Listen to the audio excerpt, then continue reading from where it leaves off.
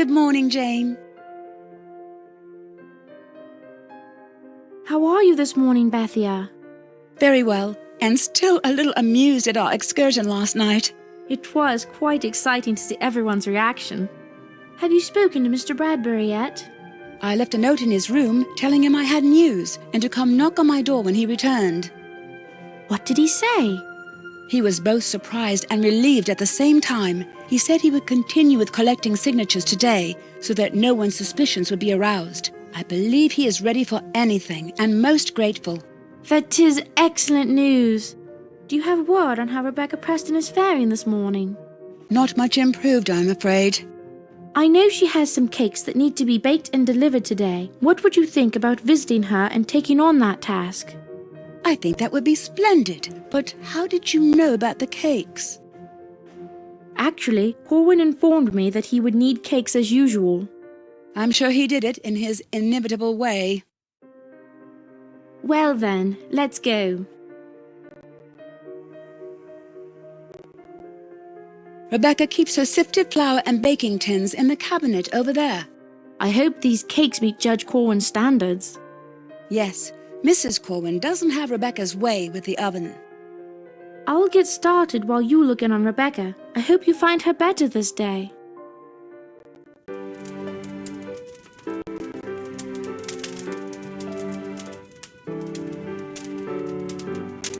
It looks like some of the goods that Mrs. Preston exchanges for her candles have been delivered.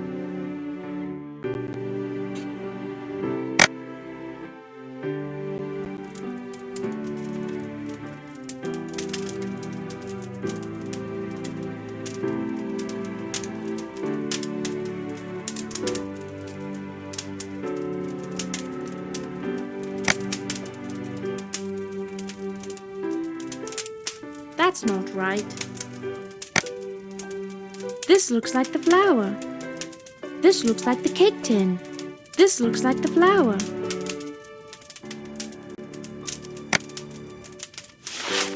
That takes care of the flour.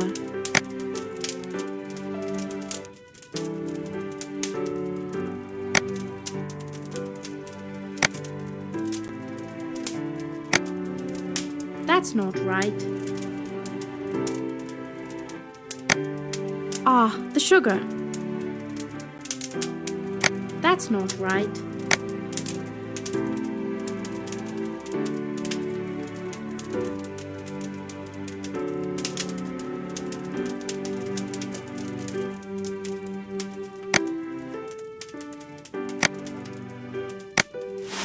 Sugar is added.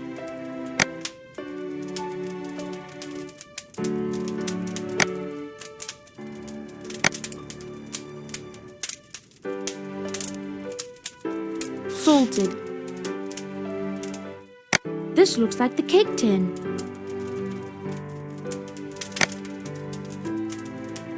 Those look mixed.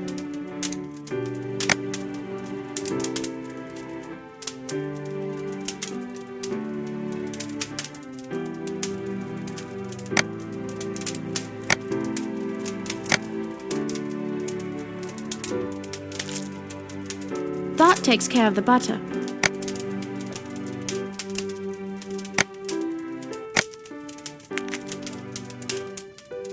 Eggs always make a cake better.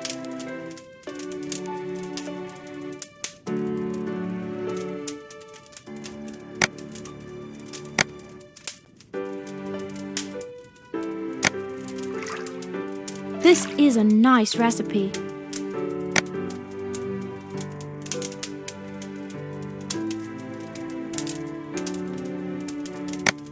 That's not right. This must be the yeast.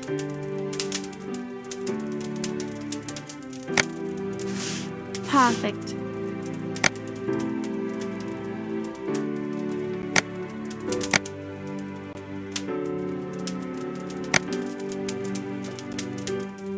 That's not right.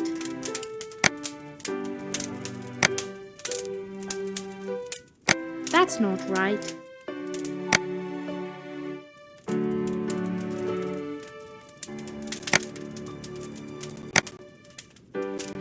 This looks like the cake tin.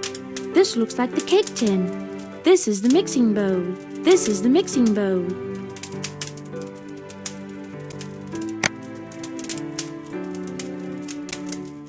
That's not right. That's not right.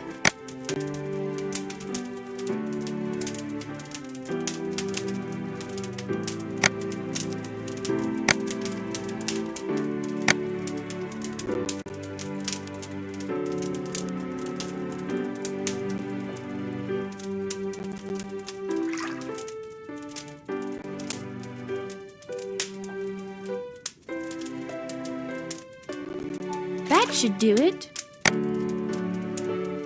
That looks about right. That's not right.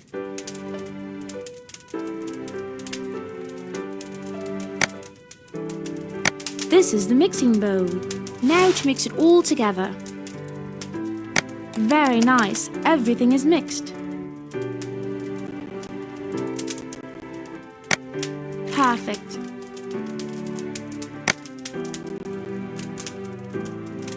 I will start another cake while that one is baking.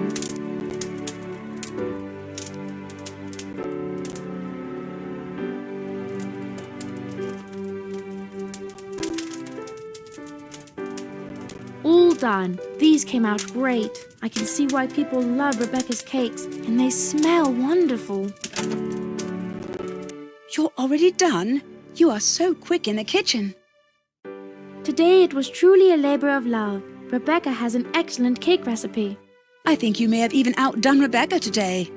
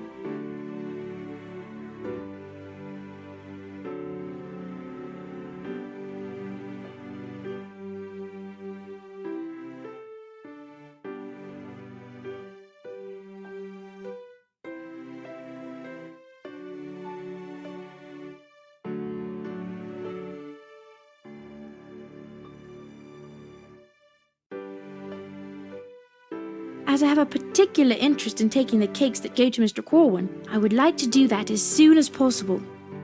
I completely understand. I will deliver the rest of them and take care of straightening up here. Samuel left Runner's brother, who looks almost just like him.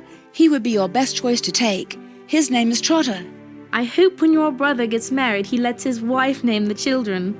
He's not very creative with horse names, is he? Not really. I will see you at the ordinary when I return.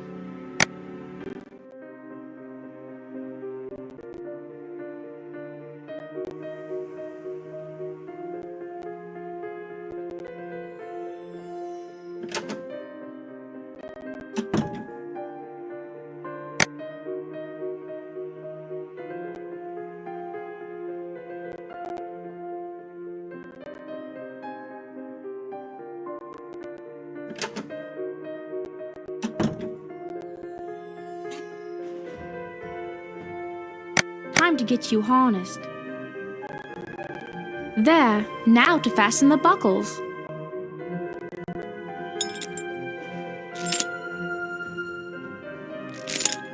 All set.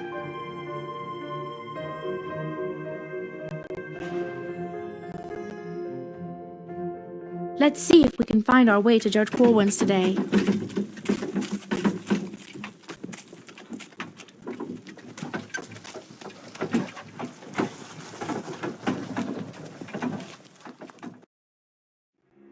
I wonder if Judge Corwin is home.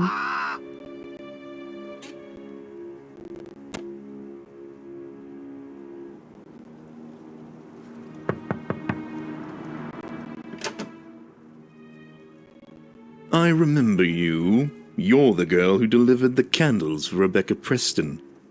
Yes, I am. I have brought you the cakes you were expecting. Well, it's about time. Judge Stoughton and I were just about to go over to the courthouse. If you had been 5 minutes later, you would have had to have returned. Punctuality is an admirable quality. Make sure you cultivate it in the future. Thank you, I will. Will, hand me your basket.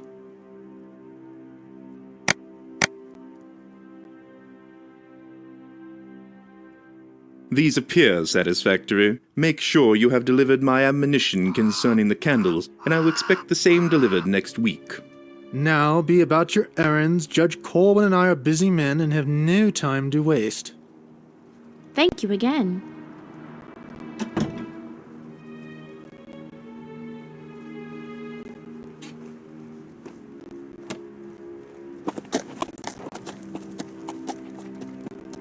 So, Trotter, how long do you think they will be gone?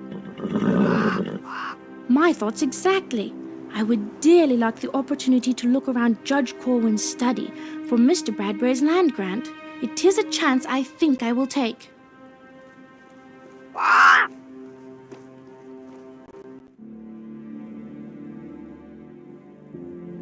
Well, it is now or never. I'll leave you here, Trotter, and walk back over. Be a good boy and stay quiet. I expect they should leave any moment now. Oh, here they come. I had better stay out of sight.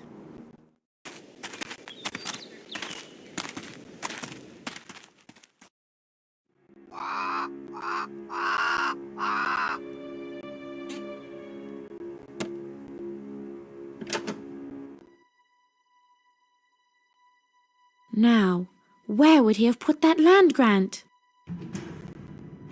Who can that be?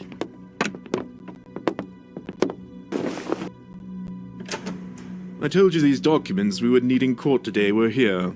That is a good thing you remembered that before we got all the way to the courthouse. By the way, have you spoken to Mrs. Bradbury yet? Of course. I explained the options to her 2 nights ago. That will give her a couple of days to stew over them before her husband comes with his petition. What did she say? She's a tough old bird, but given her options, what choice does she have but to encourage her husband to sign? Do you think she really believed we would let her go if her husband signed over the land grant? Certainly. I was very convincing. Do you have everything arranged to arrest Mr. Bradbury for being a wizard as soon as he has signed? Everything is at the ready. All Sheriff, my nephew George, will pick him up the moment he leaves this house. And if he brings this land transfer up at trial? I have already anticipated that. George is in the process of picking up Mr. Bradbury's granddaughter, Miss True, even as we speak. A very strategic move. I thought so. Mr. Bradbury will know that if he does not keep quiet at trial about the land grant, his granddaughter will be the one to pay for his indiscretions. Then everything is arranged, and I may sleep easy. Nothing can go amiss now.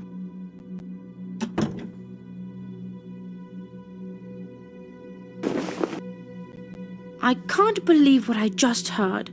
Corwin plans to have Mrs. Bradbury executed, even if her husband signs over the land grant. Those two have no heart. I have to find that land grant.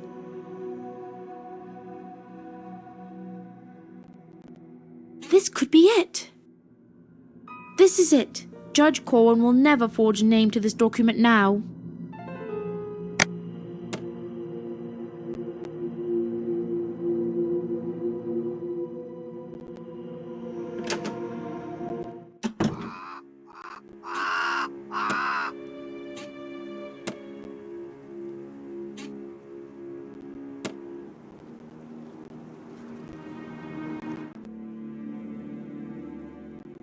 I dearly wish I could speak with Mrs. Bradbury, but I'm afraid that I will have to wait till tonight. You've been a good boy, Trotter. Let's get back to the ordinary and see if Bethia has any news about Samuel.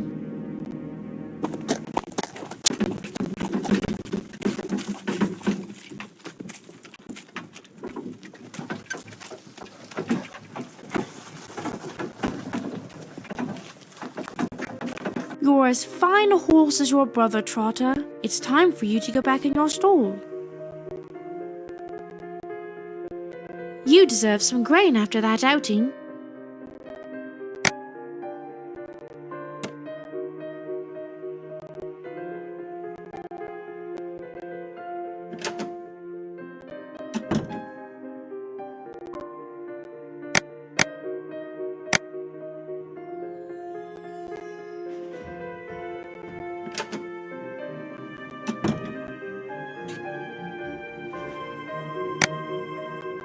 Here is some grain for you. The groom will be out shortly to give you a rub down.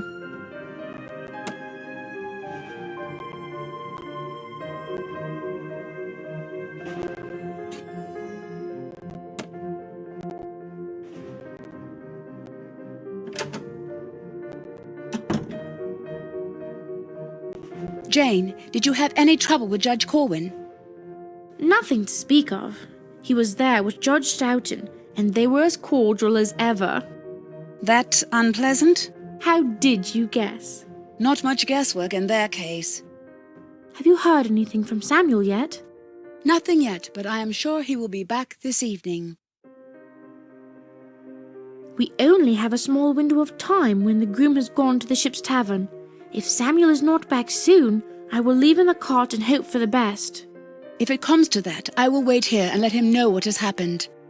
It's starting to get dark. I'm going to my room to change, just in case.